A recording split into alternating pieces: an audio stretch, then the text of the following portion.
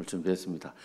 성막의 기구는 원래 이 제사장과 그리고 레위인들이 들고 들어오기 때문에 오늘 시연 행사를 유초동부의 레위인들이 한번 하도록 하겠습니다. 자, 나오셔서 우리 박수 한번 쳐주시죠.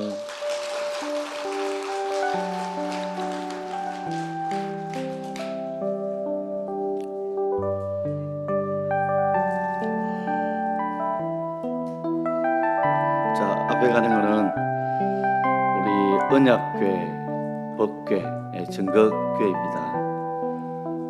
실제 만든다고 주문해서 만들었는데 저기 시가 150만 원짜리.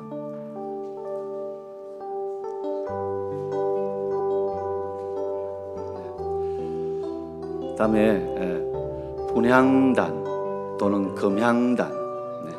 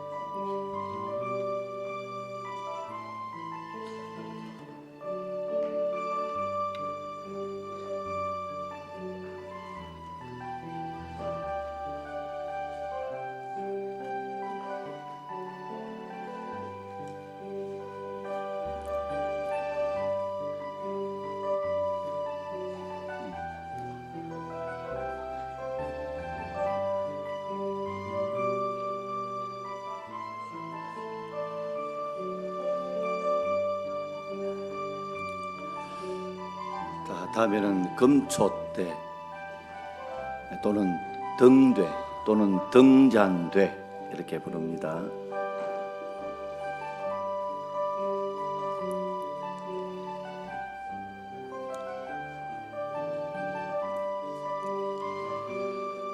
다음에 진설병단 또는 떡상이라고 부릅니다.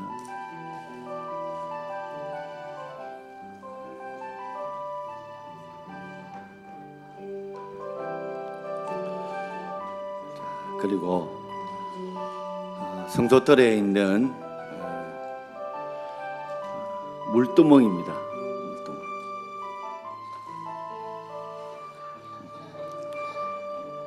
자, 마지막으로 번제단입니다. 또는 놋제단, 놋으로 만들어서 놋제단 이렇게 부릅니다.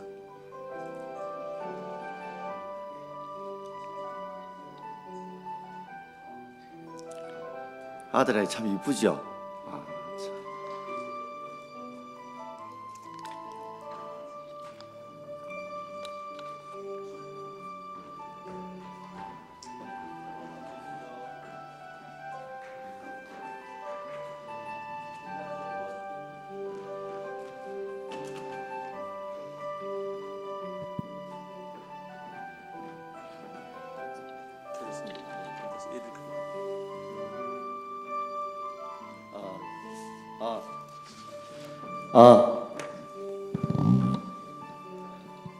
감사합니다.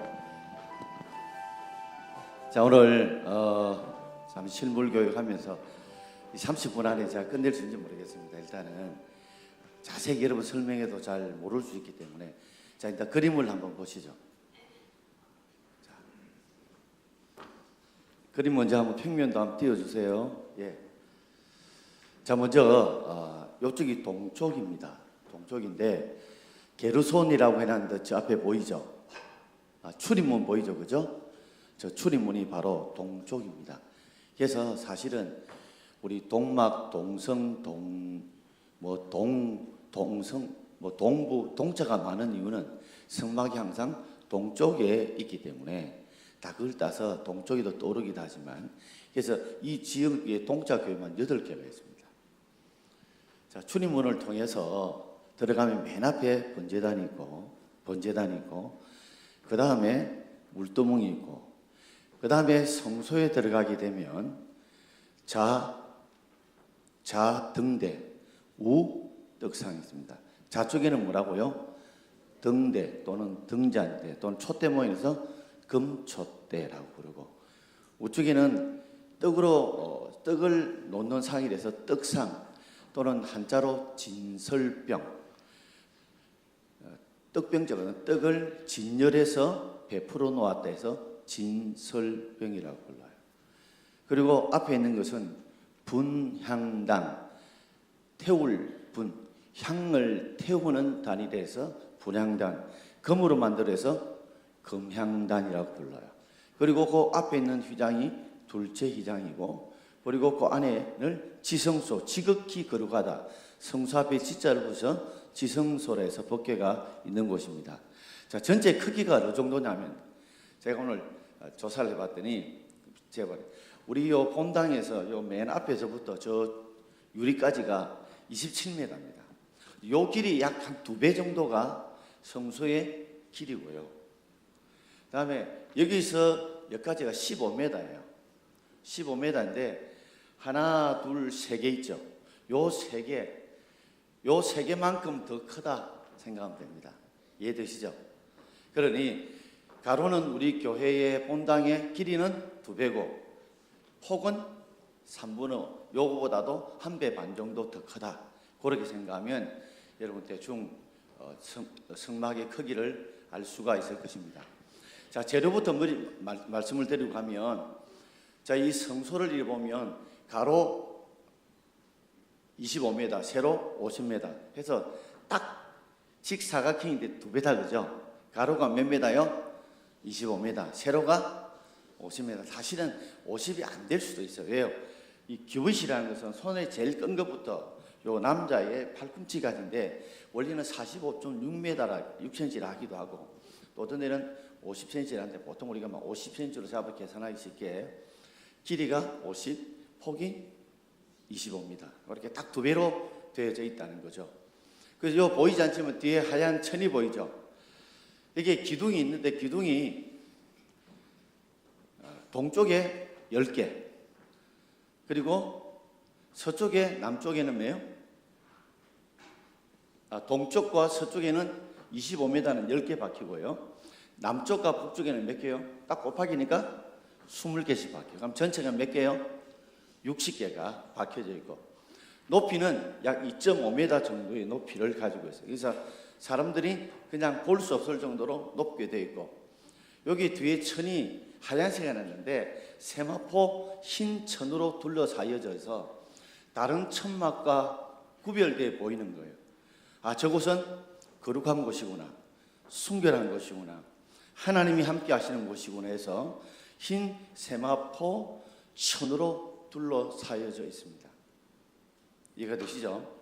그리고 재료를 보면 크게 재료는 여기 나오는 금촛대는 전부 다 금으로 만들었어요. 완전 금으로 만들었습니다. 34kg 정도의 100건 정도를 만들었고, 나머지는 나무에다가 입힌 겁니다. 번제단과 물두멍은 당시에 광야에서 만드는 나무 중에서 가장 흔한 나무가 조각목이었습니다. 아카시아 나무가인데 조각목이었거든요. 좀 비틀어지고 제대로 모양이 없기 때문에 일명 우리가 조각을 모아서 만든다 해서 조각목인데, 요거는 조각목으로 만들 때 거기에다 뭘 덮으셨냐면 번제단과 물두멍 노수로 덮으셨다고요. 뭐로 덮으셨다고요? 무엇으로? 예, 노수로. 그래서 이걸 노제단이라고 불러요. 아시겠죠? 예, 그거는 번제단, 태울 번자, 태우는 제단이다. 그래서 노수로 만들어서 뭐요? 노제단. 요 물두멍도 조각물을 만들어서 그게 뭘 덮으셨다고요? 노수로 덮으셨습니다.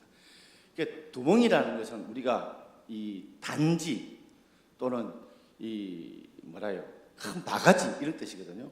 이게 물두멍, 물을 두는 곳입니다. 그 다음에 금촛대는 완전 금으로 우리로 말하면 두들겨서 만든 거예요. 주물을 만들어가 부어서 만든 게 아니고 실이 두들여서 만드는데, 이 특징이 뭐냐면 여기서 물을 부으면 모든 것이 다 통하도록 되어 있어요.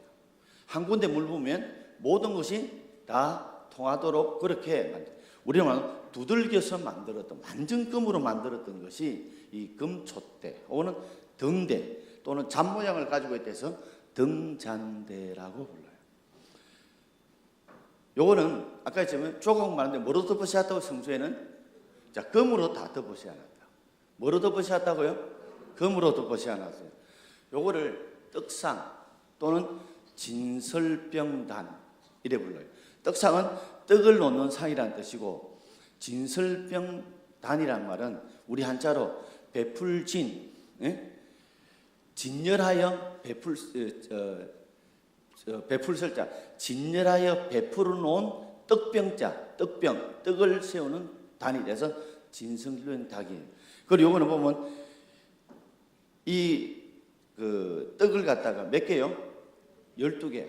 한쪽에 6개, 한쪽에 6개 해서 안식일마다 한 번씩 갈아 끼우게 됩니다. 요 금초 때는 저녁에 해가 지면, 우리가 한 6시 되면 불을 켜기 시작해서 밤 새벽 6시 때, 또 해가 오르면 이제 불을 끄죠. 그때 불을 켤 때, 여기에 불을 켤 때 향을 켜고, 불을 끌 때도 향을 2번 켠다는 거죠. 해가 질 때와 해가 뜰 때 이렇게 분향단에서 향을 피우게 됩니다. 이거는 분향단, 분자가 태울 분이라고 이야기했죠. 향을 태우는 단이래서 분향단. 금으로 해서 금향단, 향로가 있어 금향로라고 부르기도 합니다. 자, 그리고 이거는 둘째 휘장이고요. 자, 그 안에 들어가면 뭐가 있다고요? 예, 지성소가 있습니다. 지성소 안에 들어가 있는 게 뭐라고? 언약궤. 하나님 말씀의 언약이 비석이 들어간 언약궤 또는 뭐요? 하나님을 증거한다 증거궤.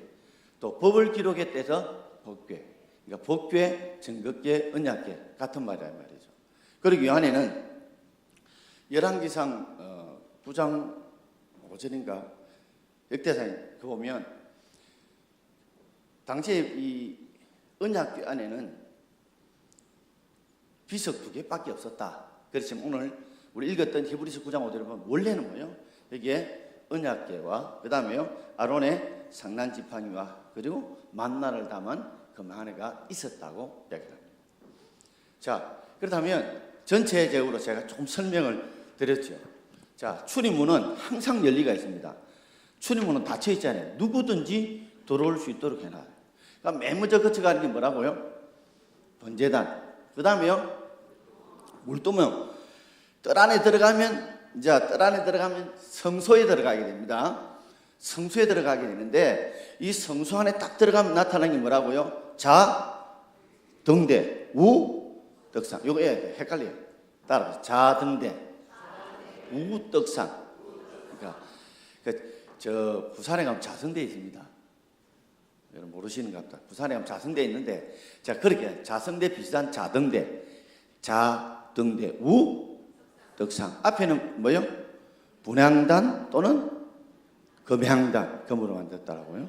그 안에는 뭐요? 둘째 회장이 있고 언약궤가 있다는 말이에요. 이해되시죠? 그럼 전체를 구절을 보면 여러분들이 딱 애우기 쉽게 자, 성소에는 뭐가 몇 개 있다? 2개. 뭐가요? 번제단, 물두명. 지성소는 몇 개? 3개 있어요. 뭐요? 좌, 등대, 우, 떡상, 그 다음 뭐요?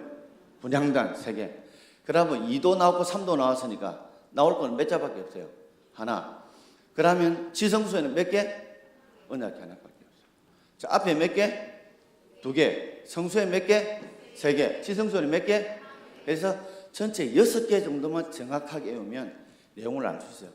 그 중간에 들어가는 것은 휘장이나 시온소 같은 거는 제가 따로 쓰겠지만 큰 기구만 6가지입니다. 첫째 뭐라고요? 번제단, 물두멍. 성소 안에 몇 개? 3개. 좌측 사람이 들어가는데 받치면 안 되잖아요. 들어간 데 빼고는 자, 등대, 우, 떡상. 앞에는 뭐요?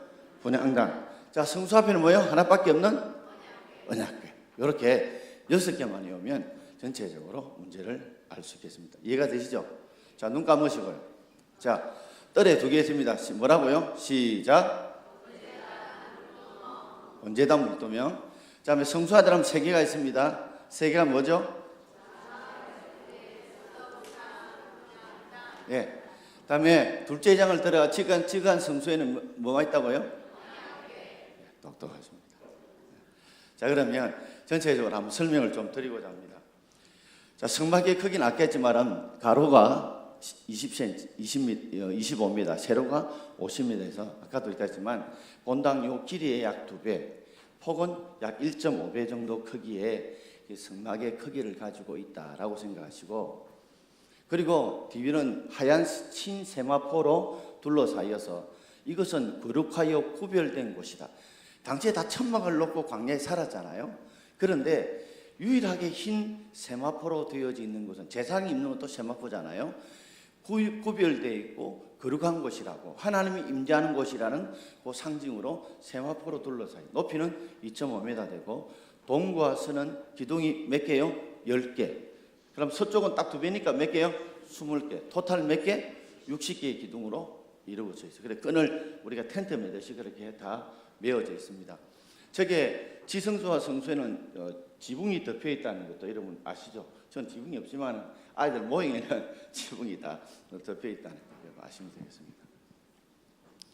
자, 요한복음 먼저 14장 6절 화면에 좀 띄워주시죠.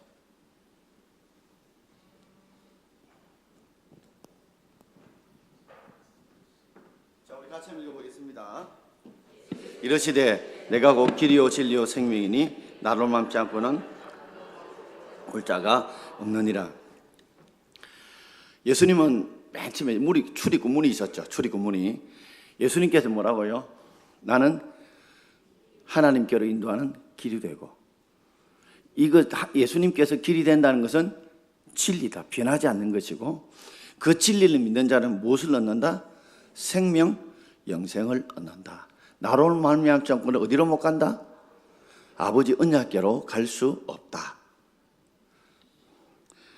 요한복음 10장 9절도 한번 읽어보겠습니다. 요한복음 10장 9절입니다. 내가 문이니 누구든지 나로 말미암아 들어가면 구원을 얻고 또는 들어가며 나오면 뭘 얻으리라? 이 출입문, 동쪽으로 한 출입문, 성막으로 문으로 들어가면, 그러니까 성막은요 예수 그리스도의 모형입니다. 오늘 이것도 모형이죠, 그죠? 실제 모습이 아니고 그냥 사람이 그 모형과 비슷하게 만들어 놓은 것이 모형이잖아요. 그래서 구약의 유월절 어린 양은 누구의 모형이에요? 예수님의 모형이시고, 유월절 어린 양을 좌우 임방과 윗 문설주와 좌우 임방, 즉 좌우 기둥과 윗 임방에 어린 양을 죽여 피를 발랐어요. 이게 뭐예요? 예수님의 십자가에 매달 죽으심이시고, 그 어린 양의 피를 보고 넘어간다. 재앙이 넘어간다. 6월절이 6월달에 있는 절기가 아니라 넘을유, 넘을월, 영어로 패스오버라고 그러죠. 패스오버. 패스에서 쑥 지나간다. 뭘 보고 지나갔어요? 어린 양의 피를 보고. 즉 예수 그리스도의 피를 보시고 우리를 죽이지 않고 살리신다는 것을 우리에게 보여주시는 것이죠. 그러므로 성막, 즉 예수님께로 돌아오면 누구든지 여기서 뭘요? 구원을 얻는다. 즉 죄수 용서를 받을 뿐만 아니라 우리가 이 땅에 살아갈 수 있는 풍성한 뭘도 얻는다?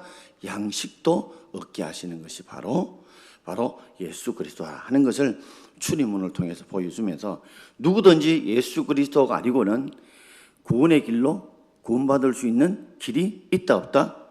없다 하는 것을 보여줍니다. 출입구는 딱 하나밖에 없어요. 뭐요? 동쪽으로는. 자, 그럼 한번 아까 생각해 보세요. 첫 번째 번제단. 번제단 또는 놋단이라고 부르는데, 이거는 가로 2.5, 세로 2.5, 높이 1.5 되는 이런 조각목으로 만들어가 뭘 덮으셨다고요? 놋으로 덮으셔놨어요. 그리고 중간에는 우리 적세 알죠? 고기 굽는 적세 같은 녹 거물이 거기에 있어요. 왜냐하면 자, 처음에 짐승을 어떻게 하냐면, 죄의 싹은 뭐라고요? 사망이죠. 로마서 6장 23절 죄의 싹은 뭐라고요? 사망입니다. 죄를 지으면 대가가 딱 하나밖에 없어요. 뭐예요? 죽음이에요. 그런데 내가 죄를 지었어요. 그런데 목숨이 내가 몇 개예요? 하나밖에 없어요. 그래서 어떻게 해요? 짐승을 여기 짐승이라고 칩시다. 그러면 짐승에게 뭐래요? 끌고 와요, 짐승을. 짐승을 끌고 와가지고 그 짐승에 손을 얹어요. 얹고 자기의 죄를 고백해요. 내가 이런 죄를 지었다고 잘 고백해서 손을 짐승에 얹으니까 내 죄를 네가 다 뒤집어 써라. 내 죄를 다 네가 가져라. 이걸 죄의 뭐라고요? 전가라고 불러요. 뭐라고요? 죄의 전가. 그러니까 짐승을 놓고 내 죄를 다 누가 뒤집어 써라? 짐승이 다 뒤집어 써라. 그걸 뭐라고? 죄의 전가. 그 다음 죄의 싹스 뭐라고요? 사망이. 그럼 이거 대가를 지불해야죠. 죄를 지었으니까. 뭐 짐승을 죽입니다. 그래서 피 흘림이 없이는 죄 용서함을 받을 수 없는 것이면 피 흘린다는 말은 바로 죽음으로써 죄 용서함을 받게 되는 것이죠. 그리고 그것을 온전하게 태워드리기 위해서 오늘 5개 해놨는데 여기 이 짐승 태워난 연기입니다, 여러분. 그래서 제가 설교 드렸지만 다른 것은 다 제사장이나 드렸던 사람들이 일부분을 먹을 수 있지만 번제단은 완전히 태워드립니다. 완전히 태워드려요. 자, 완전히 태워드리기 때문에 번제단 혹은 노소를 말한다라도 뭐라고요? 노제단에 불러요. 그럼 신학적인 의미를 우리가 찾아봐야 돼요. 자, 이건 뭘 말하냐면 성막은 다 예수 그리스도의 모형이에요. 그러므로 이것은 뭘 우리에게 상징하느냐 하면 바로 예수님께서 우리를 위해서 우리 죄를 대신 다 뭐요?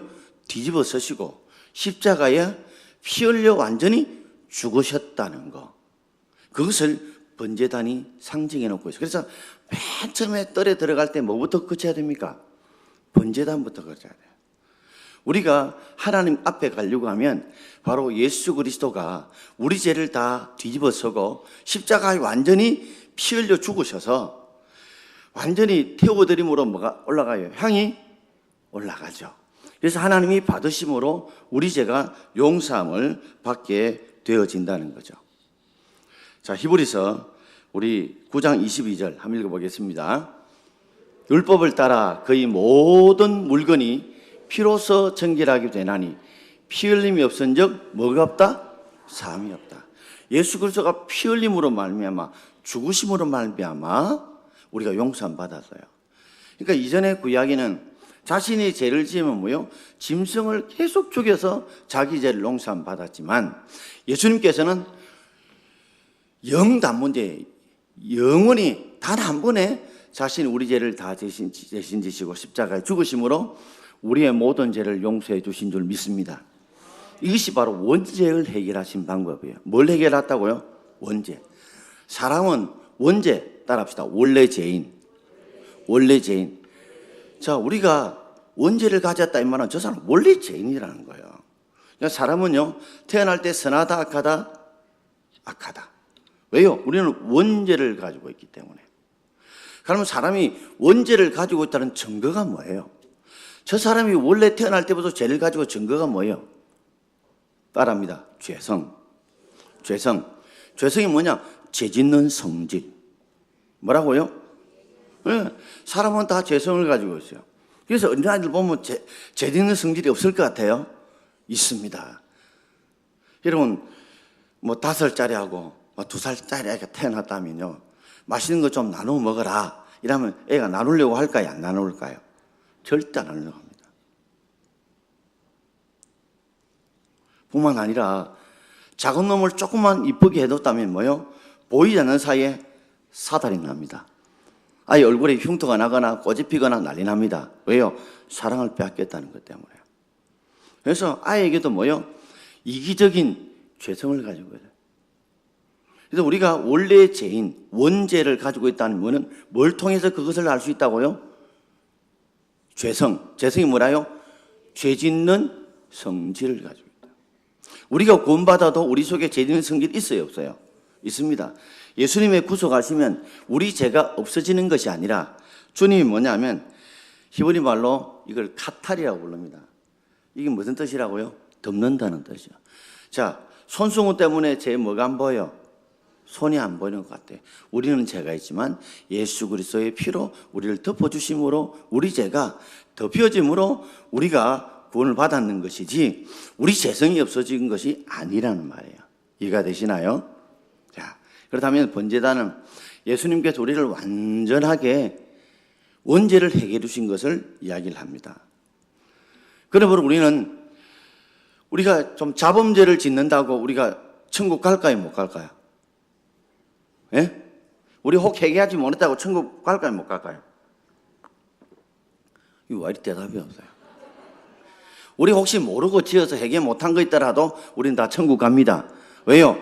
원죄를 예수님이 다 해결해 놓았기 때문에. 그러면 제 문제를 해결하기 위해서 두 개를 놓은 이유가 뭘까요? 이 번제단과 이 물두멍은 제 문제를 해결하기 위해서 놓은 거예요. 그러면 원죄가 해결됐지만 그럼 우리가 지금 짓는 그냥 모든 죄도 다 해결할 필요가 있어요, 없어요? 있습니다. 그래서 요한복음 8장에 보면 뭐라고요? 목욕한 자는 뭐를 씻어야 된다? 발은 씻어야 돼요. 그래서 여기 뭐냐면 죄를 해결하기 위해서는 예수님이 십자가에 죽으심으로 우리의 원죄는 해결됐지만 우리가 지키는 죄는 어때요? 씻어야 돼요. 이게 뭐에 씻습니까? 물로 씻죠. 물로. 물두멍이라는 거죠. 그래서 당시에 이 짐승도 씻기도 했지만 성막에 들어가는, 성소에 들어가는 제사장들은 반드시 물두멍에서 씻어야 됩니다. 자, 요한 1서 1장 우리 9절 말씀을 함께 읽어봅시다. 만일 우리가 우리 죄를 자백하면 그는 미쁘시고 의로우사 우리 죄를 사하시며 우리를 모든 불의에서 깨끗하게 하실 것이요. 아멘. 우리가 우리 죄를 뭐 하면요? 자백하면 스스로 고백을 하면 그는 미쁘시고, 이쁘다는 뜻이 아니에요. 이거는 약속을 반드시 지킨다. 한자로 신실, 믿는 것에 대해서 열매를 맺게 하신다. 그 신실하신 주님은 우리가 믿을 때 믿음대로 열매 맺게 하시는 분, 그걸 신실하신 분. 또 우리 순수한 한국말로는 미쁘신 분, 약속을 꼭 지키시는 분, 이런 뜻이거든요. 그분은 약속을 꼭 지키시는 어려우신 분이라서 우리가 우리 죄를 스스로 고백하면 어떻게 하신다고요? 우리 죄를 사하다, 용서할 자자거든요. 용서해 주시는데 한 번 더 설명하고 있죠. 강조해서 우리의 모든 불의에서 뭐 하신다? 깨끗하게 해주신다. 할렐루야. 그래서 하나님의 성소에 들어가기 위해 제 문제를 해결해야 되는데 먼저 번제단은 예수님께서 해결하신 것이고, 그죠? 예수님께서. 그래서 짐승을 불태워 죽이고 난 뒤에 제사장은 그래도 뭐요? 물통에 손을 씻어야 안 씻어요? 씻습니다. 구원파들은요, 한 번 회개하면 회개할 필요 없다고 그래요. 이건 잘못된 거예요. 그러면 모욕한 자는 그럼 예수님 아무것도 씻지 말아야 되지. 발을 씻어야 돼요. 그래서 원죄 문제는 완전히 주님께서 해결해 놓지만 자범죄는 우리에게 회개할 길을 열어놓으심으로 우리가 예수 이름으로 우리가 스스로 죄를 고백하면 주님께서 미쁘시고 어려우셔서 우리를 모든 불의에서 뭐요? 깨끗하게 용서해 주실 줄 믿습니다. 제 문제 해결한 것이 두 개란 말이에요. 뭐라고요? 번제단과 뭐요? 물두멍. 원죄와 뭐요? 자범죄. 이 제 문제가 해결돼야 우리는 어디로 들어갑니까? 비로소 성소에 들어갈 수 있는 줄 믿습니다. 이게 해결돼야 우리가 성소에 들어갈 수 있다는 말이죠. 자, 그래서 세 번째 보면 좌등대, 왼쪽에 좌등대 혹은 금촛대, 금으로 말하면 금촛대 또는 등잔대 이렇게 부르죠. 요거는 금 34kg 정도를 가지고 뚜룩해서 안에가는 비어 있습니다. 안에는 비어 있어요. 비어 있는데 이것이 살구꽃 모양을 가지고 있어요. 그래서 가장 봄에 일찍 유대인들이 피는 꽃이 살구꽃이거든요.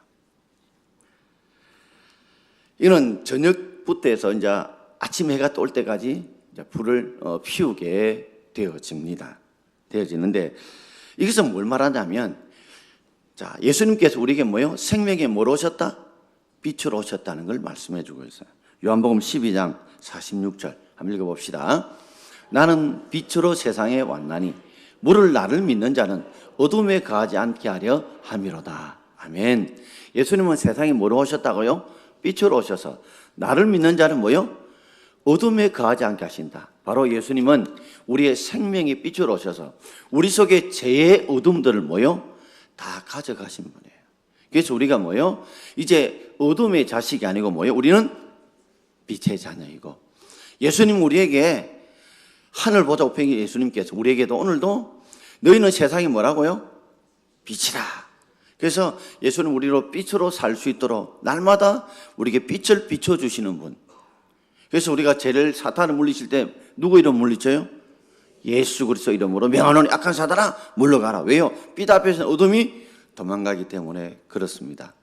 바로 예수님은 우리의 생명을 주신 빛도 되지만 우리의 삶에서도 사탄을 물리칠 수 있는 어둠의 세력을 물리쳐준 우리에게 빛이 되는 줄 믿습니다. 자, 요한계시록 1장 20절에 보면 이렇게 설명이 나와요. 읽어봅시다. 7금초 때는 뭐라고요? 계시록 보면 이 전체가 뭐예요? 중간에 하나 있고 양쪽에 세 개에서 딱 뭐예요? 반원 모양이죠. 반원. 그죠?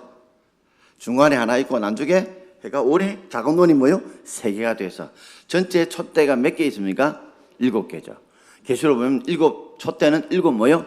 교회를 상징하고 있다라고 말을 하고 있고, 계시록 4장 5절을 한번 읽어봅시다. 같이 읽읍시다. 보좌 앞에 켠 등불 7이 있으니 이는 하나님의 7영이라. 그래서 그게 지금도 7 교회에 불을 밝히는 7 촛대에 등대에 불을 밝히는 것이 뭐예요? 7영 성령을 말하고 있다는 거죠. 그래서 오늘도 이 가운데서 예수 그리스도가 우리를 어둠에서 물리쳐 생명의 빛을 주셨던 뿐만 아니라 지금 이 땅 가운데서라도 어떻게 해요? 각 교회마다 성령께서 친히 불을 밝혀주심으로 이 땅에 이 사단과 어둠의 세력을 물리칠 수 있는 그 생명의 빛이 바로 보여주신 성령도 의미하고 있다는 걸 말씀하고 있죠. 그 다음에 좌등대, 그 다음 우 떡사입니다. 그거는 진설병 또는 단 이렇게 상 또는 이렇게 부르는데요. 이것은 가로가 1m, 세로가 뭐요? 0.5m, 높이가 0.75m 정도 되는 뜻인데 떡이 몇 개 있다고요? 12개가 있습니다. 약간 이렇게 상이 약간 손바닥만큼 이렇게 휘어져 있어요. 그건 뭐냐면 떡이 흘러내리지 않도록 이렇게 되어 있다고요. 그래서 12개를 해놓는데 이거는 12지파를 말합니다. 그러므로 예수님께서는 이 진설병을 놓고 난 뒤에 하신 말씀이 있어요. 자, 우리 요한복음 6장 35절, 좀 긴데요. 48절, 58절 읽어보겠습니다. 예수께서 이르시되 나는 생명의 떡이니 결코 줄이지 아니할 터이요 나를 믿는 자는 영원히 목마르지 아니하리라. 나는 곧 생명의 떡이로다. 이것은 하늘로서 내려온 떡이니 조상들이 먹고도 죽은 그것과 같이 아니하며 이 떡을 먹는 자는 영원히 살리라. 아멘. 특별히 이번 주가 이제 성례식이기 때문에 오늘 이 성막 설교가 더 우리에게 유익하리라고 봅니다. 예수님은 자신을 우리에게 생명을 주는 떡이다. 그러니까 우리가 굶주려 죄 가운데 죽을 수밖에 없는 우리에게 뭐요? 생명이 되셔서 살려주는 뜻이다. 그래서 생명의 빛이 되시고 뭐요? 생명의 떡이 되시는 분이다. 그래서 우리를 결코 줄이지 않는다. 그리고 영원히 목마르지 않는다. 여러분, 우리가요 예수 그리스도를 통해서 은혜를 받고 나면요 우리가 여러분 너무 큰 은혜와 기쁨이 있으면 뭐요? 배고픈 줄 느껴요? 못 느껴요? 못 느낍니다. 굶주를 느껴요? 못 느껴요? 못 느낍니다. 그만큼 예수 그리스도는 우리에게 구원을 주신 분이고 우리의 삶에 기쁨과 감사를 풍성하게 주시는 분이에요.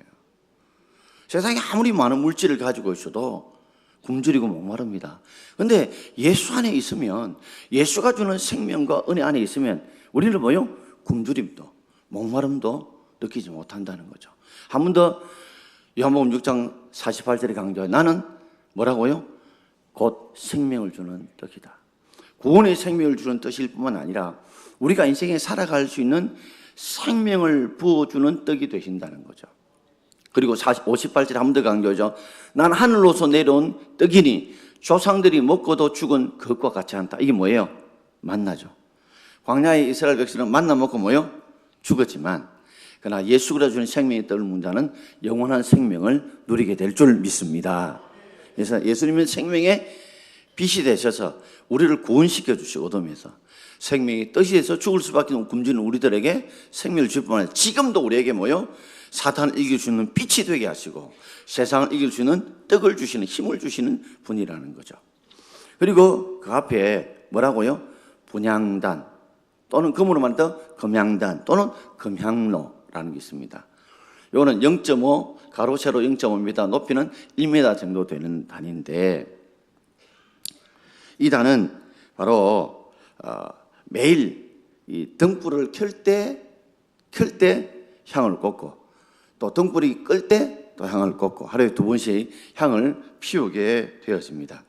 이건 뭘 상징하냐면 로마서 8장 34절 같이 읽어봅시다. 그는 하나님 우편에 계신 자요 우리를 위하여 간구하시는 자니라. 지금도 하늘 보좌에서 우리 예수님께서 우리를 위해서 친히 간구하시는 자인 줄 믿습니다. 간절히 구하시는 분이라는 거죠. 그래서 우리는 예수님의 생명의 빛이 되시면서도 생명의 뜻이 되시고, 지금도 우리를 위해서 간구해 주시는 분. 누구 앞에? 하나님 앞에. 그러면 이 금향로에서 향을 꼽으면 거기서 뭐가 올라가요? 연기가 올라가죠. 그 연기는 뭐라고요? 바로 우리 기도죠. 요한계시록 5장 8절 같이 읽어봅시다. 이 향은 성도들의 기도들이라. 그래서 우리는 누구 이름으로 기도합니까? 예수님의 이름. 왜? 예수 그리스도로 인해서 우리 하나님의 자녀가 되었기 때문에 예수님의 이름으로 기도합니다. 그래서 예수님이 항상 우리를 위해 기도하시기 때문에 우리가 예수님 앞에 기도할 때 향이 땅으로 가요? 하늘 위로 올라가요? 예, 올라가듯이 향은 성도들의 기도를 예수님이 친히 받으셔서 우리로 하여금 천사를 통해 받으셔서 우리의 기도에 응답해 주시는 그런 은혜를 베푼다는 거죠. 그 다음에 자, 요 휘장이 있습니다. 휘장이요, 학자들에 하면 이 휘장이 휘장에 이 조각물에서 걸쳐 놓은 건데, 이 천막을 찢으려니까 말을 10피를 가지고 당겨도 휘장이 안 찢을 정도로. 그러니까 사람의 손으로 찢을 수 있는 장막이 아니에요. 말 10피를 당겨도 이 휘장이 안 찢어진다는 거예요. 그만큼 두껍고 튼튼하다는 거죠. 그런데 이 휘장이 이 성소의 휘장, 즉 성소와 지극히 거룩한 성소, 지성소 사이에 이 둘째 휘장, 첫 번째 휘장 아까 성소에 들어간 휘장이 있었거든요. 둘째 휘장을 이 찢어질 때가 있었어요. 언제요? 예수님이 죽으셨을 때. 자, 마태복음 27장 51절 같이 읽어봅시다. 이에 성소 휘장이 위로부터 아래까지 찢어져 둘이더라. 어디서부터 찢어졌어요? 아래에서부터 위로 못 찢어요. 높이가 10m 가까이 되는데 못 찢어요. 근데 어디서? 위에서 아래. 누가 찢어주다? 하나님이 우리 사이에 막힌 담을 열어주셨다는 거죠. 이 성소의 찢어짐, 예수님이 죽는 그 순간에 성소의 휘장 위에서부터 아래로 찢어진 사건은 히브리서 10장 20절에 이렇게 의미를 내세우고 있죠. 같이 읽읍시다. 그 길은 우리를 위하여 휘장 가운데 열어놓으신 새로운 살 길이요, 휘장은 곧 그의 육체라. 이 둘째 휘장이 뭐라고? 예수님의 육체예요. 휘장이 위에서 아래로 찢어지면 예수님이 우리를 위해 대신 뭐요? 살을 찢고 죽으심이요. 그걸 통해서 우리를 위하여 누구를 이제 바로 만날 수 있습니까? 언약궤에 있는 하나님을 바로 만날 수 있도록, 바로 만날 수 있도록. 그래서 이제는 가톨릭처럼 우리가 신부님께 가서 고해성사할 필요가 없습니다. 왜요? 이미 성소의 둘째 휘장 위에서부터 아래로 찢어서 우리 하나님께 만날 수 있고 기도할 수 있는 길을 열어놓으시 안 놓으셔요? 하나님이 열어놓았기 때문인 줄 믿습니다. 자, 이제 언약궤가 있으면 언약궤에 이 구름 기둥과 불 기둥이 그 언약궤 그 위로 이렇게 뚫혀져서 이렇게 항상 거기에 머물렀거든요. 그러므로 언약궤는 하나님의 임재를 상징하고 있습니다. 자, 언약궤를 보게 되면 지성소 안에 있는데 가로 1.2, 세로 0.7, 높이 0.7m의 이 정극궤 또는 언약궤 또는 법궤라고 부르는데요. 자, 그 안에 세 가지가 들어있었습니다. 히브리서 9장 4절을 함께 읽겠습니다. 금향로와 사면을 금으로 산 언약궤가 있고 그 안에 만나를 당한 금항아리와 아론의 상난지팡이와 언약의 두 돌판들이 있고 그랬습니다. 제가 아까 말씀드렸죠. 열왕기상 8장 9절과 역대상 5장 10절에 보면 언약궤 안에 십계명 두 돌판밖에 없었다 하는데 처음에는 다 있었습니다. 근데 그것이 어떤 사유인지 모르지만 그 잊어버리고 남은 것은 뭐밖에 없다? 십계명 두 돌판밖에 없었다는 거죠. 이걸 뭘 말하냐면 하나님은 바로 십계명 돌파는 하나님은 우리에게 친히 말씀으로 우리 삶을 이끌어 가시고 말씀으로 축복을 주시는 분이라는 걸 통해서 우리가 이 십계명 돌판의 의미를 가지고 있습니다. 그리고 아론의 상난 지팡이를 통해서 죽었던 것도 살리시는 부활시키시는 전능하신 분인 걸 보여주고 있고요. 하늘의 만나를 통해서 하늘 양식과 땅의 양식을 먹이시는 분이 우리 하나님이라는 것, 그것을 우리에게 이 하나님이 어떤 분인가를 보여주고 있습니다. 우리가 보통 속죄소 또 시은소라고 부르는데요. 자, 8번째 속죄소, 시은소 또는 시은좌, 자리자라는 거거든요. 속죄소는 죄를 속해주는 장소라는 뜻이고 시은소는 은혜를 베푸는 장소, 베풀시, 은혜를 베푸는 장소 또는 죄를 속해주는 장소가 똑같은데, 자, 여기 보면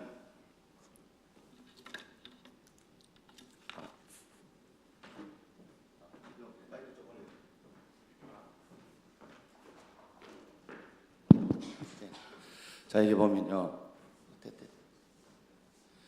자, 여기 보시면 저 안 보일 건 보였는데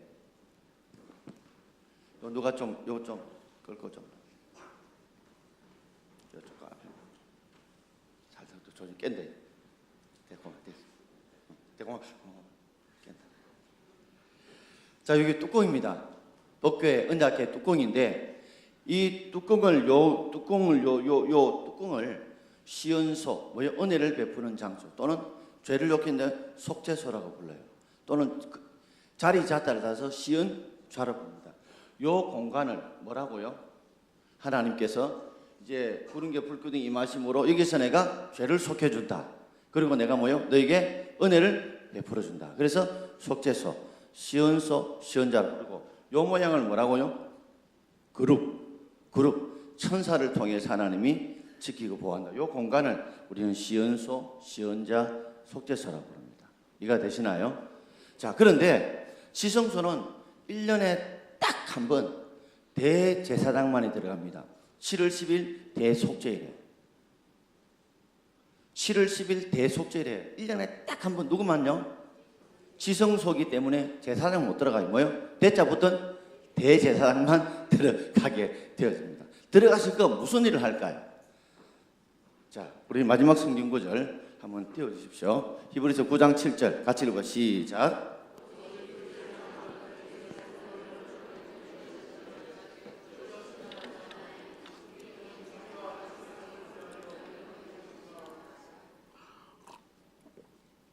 오직 둘째 장막은 대제사장 1년에 몇 번요? 한 차례. 유대인 원력으로 7월 10일 대속죄일에 들어가는데 짐승을 죽여서 피를 들고 가요. 피를 들고 가서 속죄소에 한 번 뿌리고 그 밑에다 7번 버려요. 그 이유는 뭐예요? 자기 백성의 허물을 위하여 드리는 것이다. 백성의 모든 죄를 하나님 누가 용서하신다고요? 하나님이 용서해 주신다는 의미로 백성의 모든 죄를 가지고 1년에 한 차례씩 대속죄일에 제사장이 들어가서 하나님 앞에 백성의 모든 죄를 대신 용서해 달라고 기도하는 것, 속죄하는 곳이 바로 이 지성소라는 것입니다.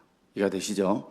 자, 우리 간단하게 오늘 시간이 좀 많이 가는데 한번 생각합시다. 전체 제가 6개 외우면 된다 했습니다. 첫째, 제 문제 해결한 게 뭐라고요? 번제단하고 울도명. 요거는 원죄, 요거는 자범죄. 자, 예수님께서 우리 원죄를 해결하시고 자범죄는 우리가 해결할 길을 열어놓으셨어요. 우리가 뭐 할 때 스스로 자백할 때 용서해 주신다는 거. 성소 안에 가면 좌, 등대, 우, 떡상. 그리고 앞에는 후량단이 있어요. 우리에게 생명의 빛이 되시고 생명의 떡이 되시며 우리를 위해 친히 간구해 주시고 또 우리가 예수 이름으로 기도하면 하나님 받으시고 응답하시고 그리고 하나님께 우리 이제 기도할 수 있는 이유가 뭐예요? 둘째 회장이 주님이 죽으실 때 위로부터 아래로 찢어짐으로 육체는 곧 그의 휘장은 곧 그의 육체라 죽으심으로 이제는 하나님 앞에 우리 바로 주님 앞에 나아가서 제 문제를 내놓고 회개하고 기도하고 또 우리의 삶의 문제를 내놓고 기도하게 할 때 하나님이 우리의 삶에 응답을 줄 줄 믿습니다. 그 안에 세 가지가 있어요. 하나님이 어떤 분이라고요? 비석을 통해서 말씀을 통해서 우리를 이끌어 가시고 다스려 가시는 분이시고, 아론의 상난 지팡이 있지만 마른 지팡이에서 싹이 나는 것처럼 거기서 하나님 부활을 시킨 전능하신 분이시고, 하늘 만나를 주심으로 하늘과 땅의 양식을 통해서 우리를 먹이시는 분이라는 것을 설명해 주고 있습니다. 이해가 되시나요? 자, 우리 찬송 부르겠습니다.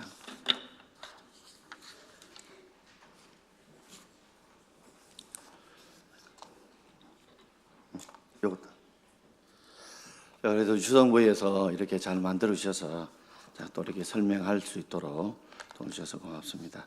은혜 아니면 나 서지 못하네. 우리 찬송 부르겠습니다. 우리가 주님 은혜 아니면 제 문제가 해결되지 않으면 우리 하나님 앞에 설 수가 없잖아요. 자, 은혜 아니면 나 서지 못하네. 이 후렴 부분인데요. 후렴 부분만 우리 찬송하겠습니다.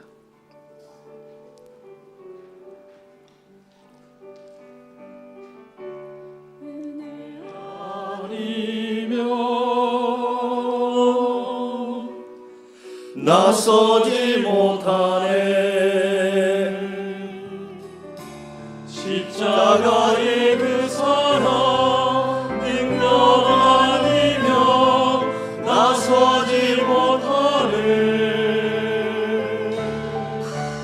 은혜 아니면